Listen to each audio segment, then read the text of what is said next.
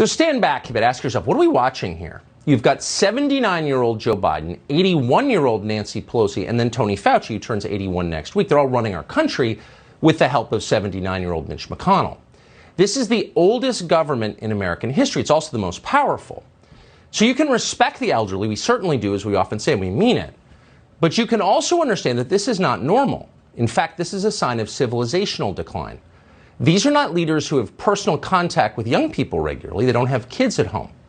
So they're not thinking about raising up and nurturing and protecting, above all, the next generation of Americans. Instead, they're thinking about themselves.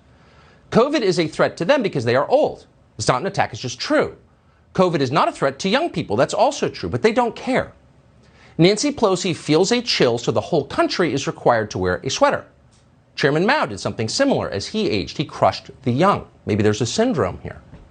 It's strangely recognizable. But we know for a fact that in this country, there has never been a more selfish and short-sighted leadership class. They've destroyed the future for millions of young people. How does a child raised in a mask turn out at the age of 35? Well, Joe Biden doesn't care because he's not going to be here to find out. But so far, the early signs are pretty scary. Very, actually. According to a study from Brown University, quote, children born during the pandemic have significantly reduced verbal, motor, and overall cognitive performance compared to children born pre-pandemic. That's our future, and we should be very concerned about it. Meanwhile, suicide attempts by young girls have risen by more than 50%. And yet, even that, horrifying as it is just a small indicator of what is actually happening. For every teen who tries to kill herself, 100 others are living in agony. A new report from the Surgeon General finds attempted suicides, anxiety, depression all increase markedly in young people in this country. But it's the addiction numbers that are the worst. This year, for the first time ever, the number of overdose deaths in the United States passed 100,000. That's up 30% from just last year. It's up more than 100% since 2015. At this point, more Americans are dying from drug ODs than are dying from car crashes and gun deaths combined. And as with suicide, an overdose is just the end point of a very long saga. An overdose is the final chapter in the world's saddest story, many years of suffering and torment. And our lunatic COVID policies have caused so much more of this.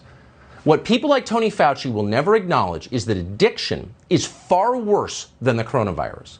Addiction doesn't just kill you, although of course it does.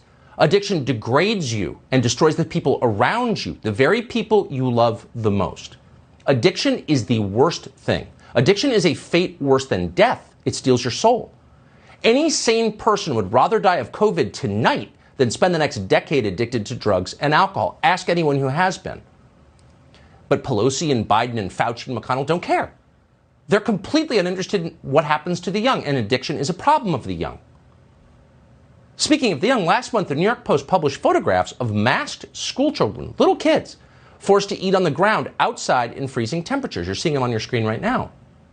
What do you make of that? Well, here's what Joe Biden's spokeswoman made of it. She was fine with it. She approved. These are steps that schools are taking to keep kids safe. And I think the vast majority of parents appreciate that. Obviously, we want to get to a point where we're turning to a version of normalcy for everybody, right? Where you're not sending your kids backpack with 7 extra masks, right? Where you're not adding 2 hats so that they're warm outside for a snack. There's no question that's the case. But we also think the most important thing should be safety, the safety of kids, keeping kids in school, which the president is very focused on. And some of these steps, creative steps that schools have taken, have enabled that to be possible. The safety of kids. These people are the danger to children, not COVID. But no one's asking the obvious question. What kinds of adults, what kinds of citizens are we creating with masks and social isolation? Ever heard a politician wonder about that? No. Instead, it's full speed ahead in the other direction. Damn the destruction it causes.